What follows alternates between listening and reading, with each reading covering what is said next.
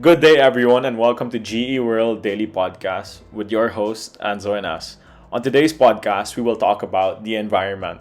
Our agenda for the duration of this podcast will focus on number one, of course, the importance of the environment. Secondly, the global issues concerning the environment. And last but not least, Philippine government policies on the environment. Now, under importance, first we have human health and well being. A clean environment is essential for human health and well being. Polluted air is a major issue in our world.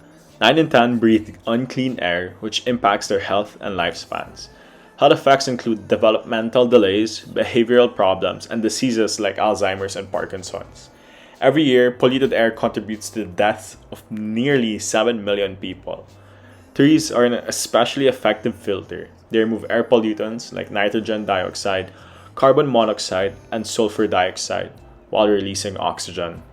Secondly, renewable and non-renewable energy.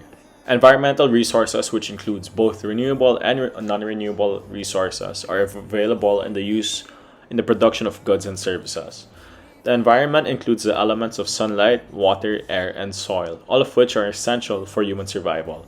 It ensures that the continuation of life by maintaining genetic variation and biodiversity. Lastly, it is our home. We are born in this environment and we will die in this environment.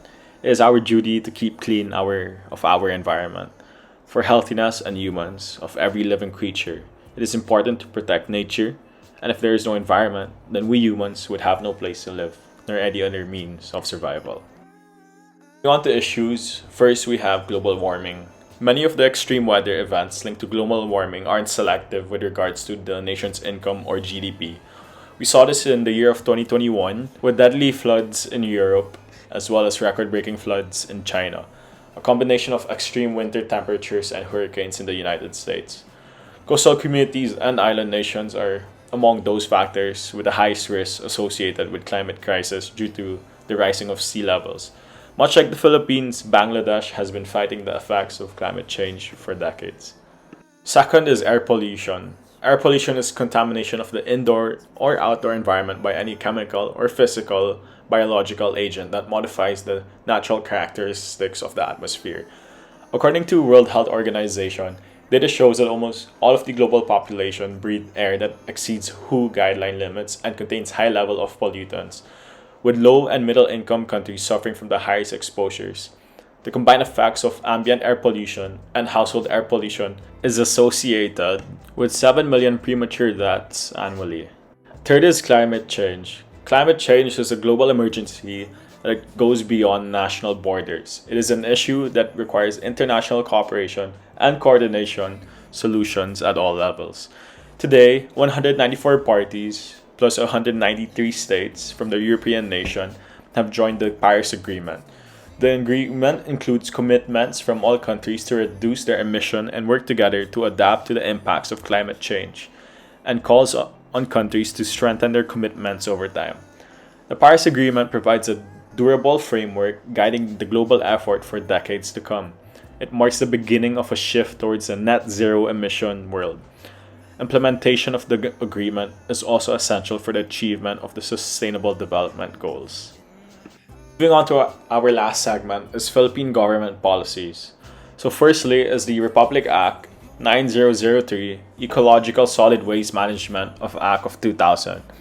In partnership with stakeholders, the law aims to adopt a systematic, comprehensive, and ecological solid waste management program that shall ensure the protection of public health and the environment.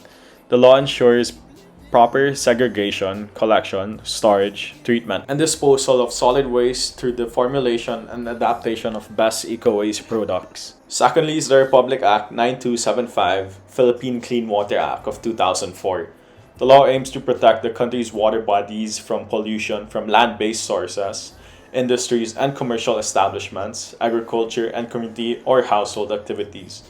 Provides for comprehensive and integrated strategy to prevent and minimize pollution through a multi-sectoral and participatory approach involving all the stakeholders.